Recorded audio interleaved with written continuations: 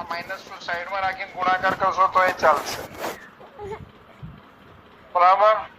હવે આને હું વૈજ્ઞાનિક અંક પદ્ધતિ પ્રમાણે લખું 2.231 ગુણ્યા 10⁻³ સેકન્ડ ઇનવર્સ થઈ જાય. હવે શોધવાનું શું હતું? તો શરૂઆતમાં આપણે લખ્યું હતું કે ભાઈ પ્રક્રિયાનો વેગ ગણો.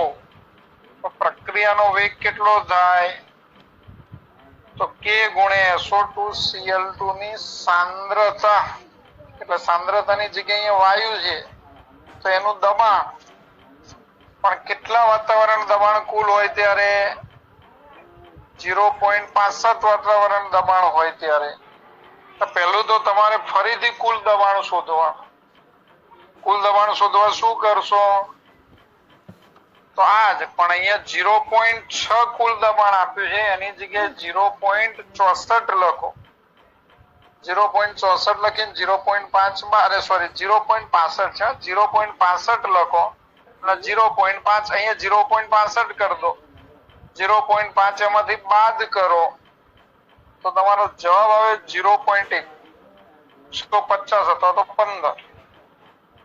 અને પછી PSO2 Cl2 ની સાંદ્રતા શોધો. ચલો ગણું છું એ પાછળ ફરીથી.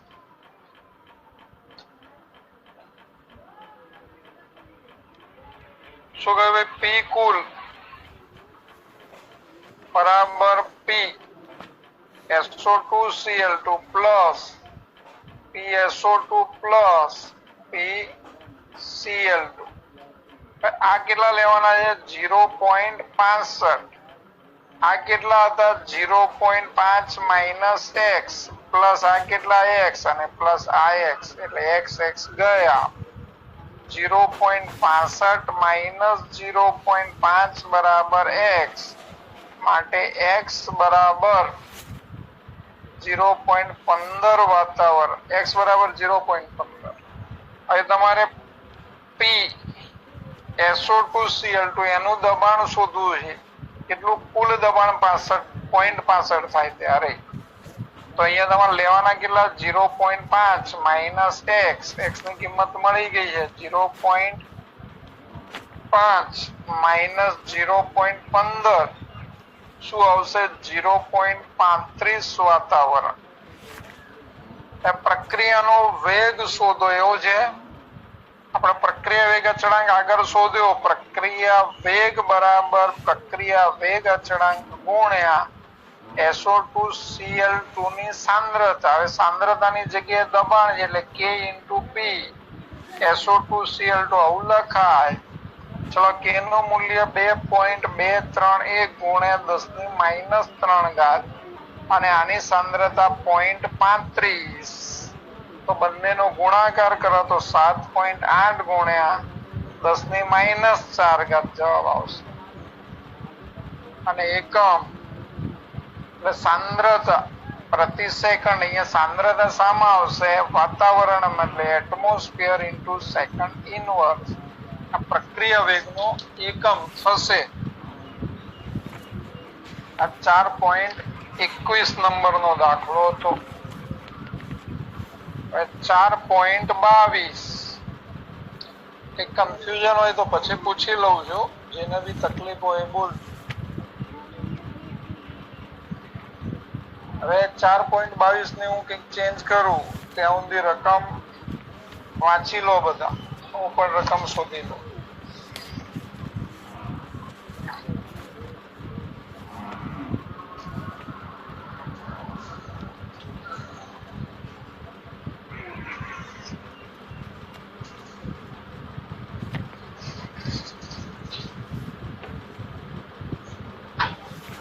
અચ્છા, 4.22 એ આલેખ છે અને આલેખ તમારે દોરવો પડે. આલેખ દોરજો જાતે, પછી ઢાળનું મૂલ્ય શોધી અને એ શોધવાનો છે. આવડે જાતે કરજો, નહીં તો પછી કહેજો. એટલે 4.23 ધ્યાન રાખજો. 4.23 માટે રકમ વાંચતા જાઓ.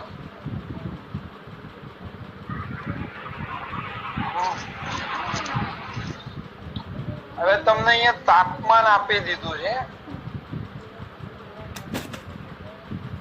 546 કેલ્વિન તાપમાન. હાઇડ્રોકાર્બનના વિઘટનનો વેગ અચળાંક મતલબ કે આપેલો છે. વેગ અચળાંક કેટલો છે? 2.418 ગુણ્યા 10⁻⁵ સેકન્ડ ઇન્વર્સ છે. સક્રિયકરણ ઉર્જા એ નું મૂલ્ય આપેલું છે 179.9 કિલો જૂલ પ્રતિ મોલ. તો પૂર્વ ઘાતાંક અવયવનું મૂલ્ય શોધો. એટલે પહેલો પ્રશ્ન એ થાય કે પૂર્વ ઘાતાંક અવયવ કોને કહેવાય. એટલેથી પ્રોબ્લેમ થાય તો આગળ કઈ આવડે નહીં. એટલે યાદ રાખો એને પૂર્વ ઘાતાંક અવયવ કહેવાય, જેને આર્હેનિયસ અચળાંક પણ કહે છે. તો અહીંયા તમારે જે સમીકરણમાં કે હોય, તાપમાન ટી હોય, એ હોય અને એ પણ હોય, આવું કોઈક સમીકરણ યાદ કરો ભાઈ કે જેમાં એક સાથે આ બધું આવે તો તમને એનું મૂલ્ય મળે. બાકી બધા તો આપી દીધા કે સમીકરણ યાદ કરવાનું. સમીકરણ આવું છે log k બરાબર -e upon 2.303 RT plus log a. કિંમત મૂકો આ સમીકરણમાં. ચલો k ની કિંમત કેટલી? 2.418 10⁻⁵. ચલો માઇનસ ઈ, હવે કિલો જૂલ છે એને જૂલમાં ફેરવી નાખો તો 1000 ગુણી નાખવાના. અહીંયા શું થશે?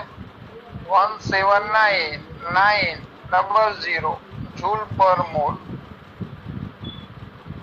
છેદમાં 2.303 આર નું મૂલ્ય જૂલમાં 8.314 થાય. એકમ જૂલ પર કેલ્વિન ઇન્ટુ મોલ.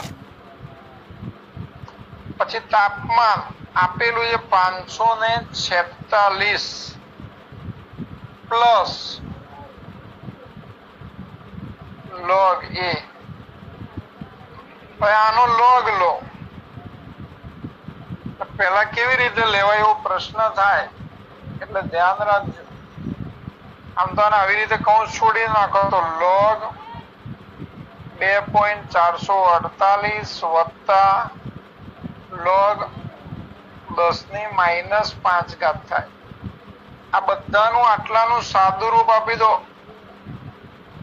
તો એનો જવાબ કંઈક -17.2081 થાય પ્લસ log a.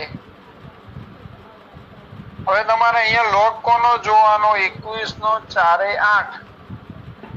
સોરી અહીંયા 21 ઊંધું લખ્યું. 2.418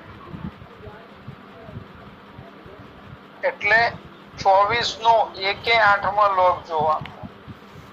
શું થશે? અહીંયા 0.3834. હવે આ -5 આગળ આવતો રે અને log 10 એટલે 1 થઈ જાય. પછી આને આમ લાવી દઉં જોડે જોડે. માઇનસ છે તો સામે જાય તો શું થશે? પ્લસ થશે. કેટલા થશે? 17.2081 બરાબર log a. આ બધાનું તમે સાદું રૂપ આપો એટલે કુલ log a બરાબર 12.5915 થાય. તો a બરાબર શું થાય? તો a બરાબર એન્ટીલોગ ઓફ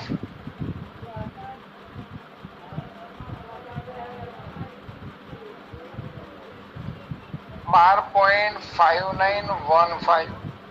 આનો તમારે એન્ટીલોગ જોવાનો. એન્ટીલોગમાં 0.59 નો 1 એ 5 મીન ડિફરન્ટમાં તમારે એન્ટીલોગ જોવો પડે અને એનો જવાબ કંઈક 3895 આવે છે. મેં કહેલું તમને કે એક ડિજિટ પછી પોઈન્ટ મૂકી દો એટલે 3.895 થાય ઇન્ટુ અને આ જે આગળ 12 છે એ ઘાતમાં મૂકી દો તો 10⁻12 થાય અને એનો એકમ આવશે સેકન્ડ ઇનવર્સ. તો આ તમારા એ નું મૂલ્ય મળ્યું. શું થશે? 3.895 ગુણ્યા 10⁻12 સેકન્ડ ઇનવર્સ. એટલે બુકમાં એવું લખ્યું હોય કે ભાઈ બધું ભેગું કરીને 3.9 ગુણ્યા 10⁻12 સેકન્ડ ઇનવર્સ લખાય. દાખલો સારો છે ને આઈએમપી છે, ધ્યાન રાખજો ભાઈ, પૂછાય એવું. હવે 3.24 એ કદાચ તમને ગણવા આપ્યો હશે અને ના આપ્યો તો આપણે ગણીએ છીએ.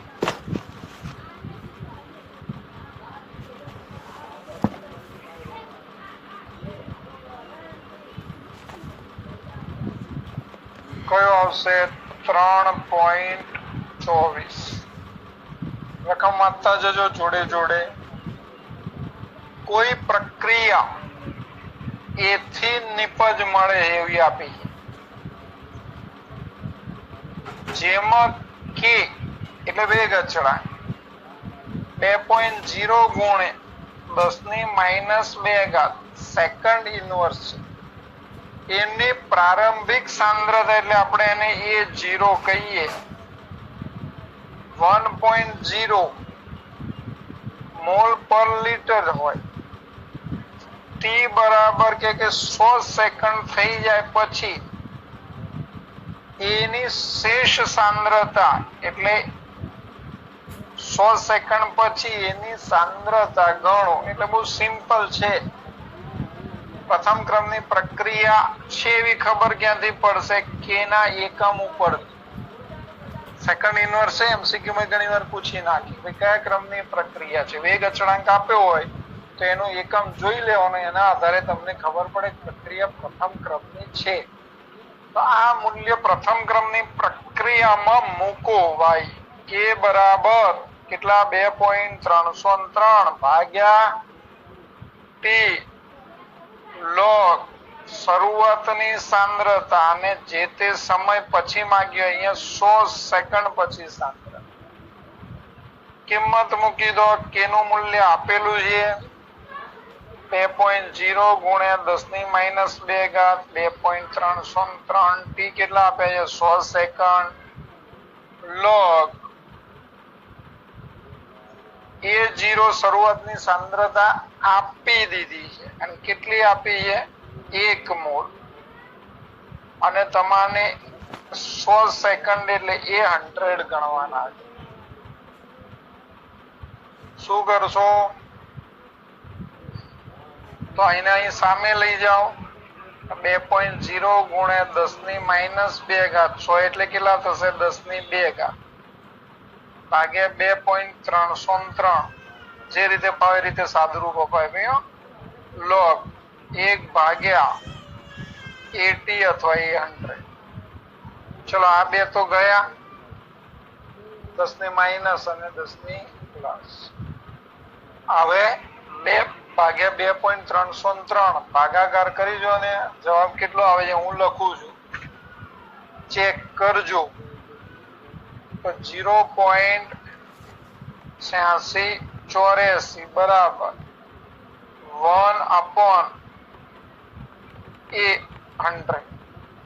ચલો અહીંયા 100 એટલે કે 80 ને સૂત્રનો કરતા બનાવો તો 1 ભાગ્યા 0.8684. સોરી અહીં ભૂલ શું કરી? તો આપણે અહીંયા લોગ ડાયરેક્ટ ઉડાડી દીધા. આ લોગ રાખવાના. તો લોગ હોય તો આનું મૂલ્ય લેવું હોય તો આ તમારે શું કરવું પડે? એક સ્ટેપ ખોટું આવી ગયું. આ લોગ કાઢવા હોય તો આમે એન્ટી લોગ લેવો પડે. એટલે હજુ એક સ્ટેપ લખવાનું 1.0 એ 100 is equal to anti log of 0.8684. 0.8684 નો એન્ટી લોગ જોવાનો. આ લોગ છે એ લોગ ભૂલી ગયા હતા આપણે. લોગ કાઢવા હોય તો સામે વાળાનો શું જોવાનો? એન્ટી લોગ જોવાનો.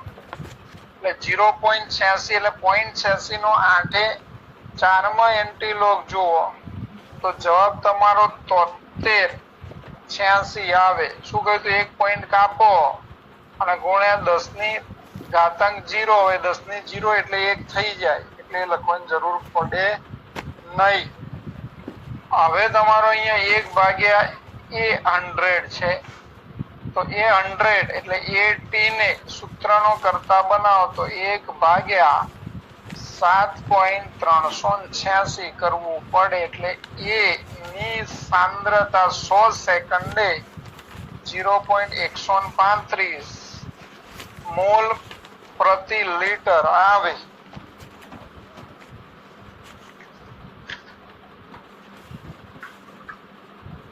ચલો ઓકે, 2 મિનિટ રિલેક્સ થઈ જાઓ.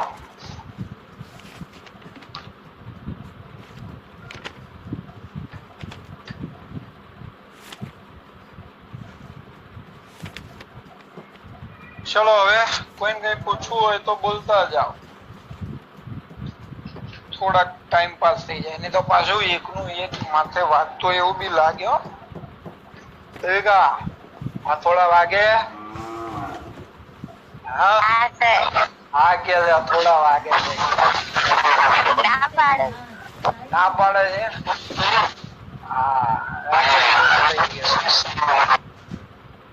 કહેવાનો મતલબ શું છે કે તમને આ દાખલા આવડવા જોઈએ. આજે પાછળથી કરાય ને તો ખાસ કરજો. 4 માર્કમાં મોટા ભાગે સ્વાધ્યાયમાં પૂછાય છે. રાકેશ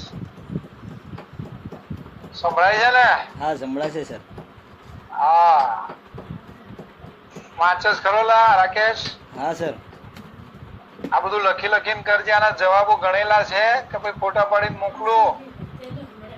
ના છે, ગણેલા છે દાખલા? છે. હા દર્પણ બર્પણમાં આપે જ હશે. રીત કદાચ ક્યાંય બદલાય તો પૂછી લે. ક્યાંક રીત બદલાતી હોય એવું બને.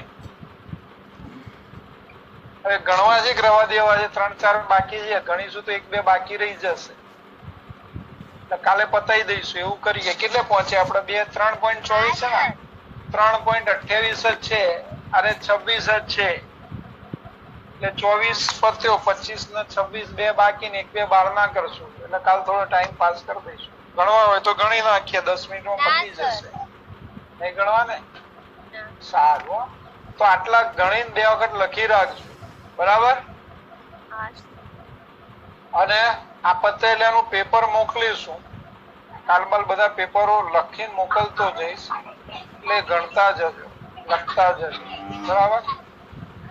ચલો વાંધો નહીં. શિવ બાય, જય શ્રી કૃષ્ણ. આવજો કાલે આ ટાઈમે.